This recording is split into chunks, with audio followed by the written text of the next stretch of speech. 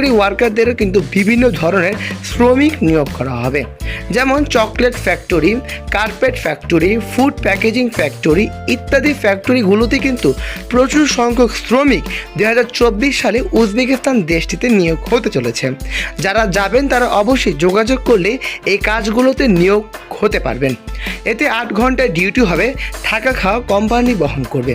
বন্ধুরা, বুঝতেই পারছেন কত ভালো আকারের সুযোগ সুবিধা পাবেন এই কাজটিতে গেলে। 50,000 টাকা বেতন হবে এবং দুটি কাজের সাথেই থাকবে ওভারটাইম। সম্পূর্ণ কাজটি মেইন পাওয়ার এবং ফিঙ্গারিংয়ের সাহায্যেই করা হবে। খুব অল্প সময়ের ভিতরেই ভিসা প্রসেস করা সম্ভব এবং বৈধতা অনুসারেই কিন্তু এই কাজে শ্রমিক হিসেবে আপনারা নিয়োগ হবেন।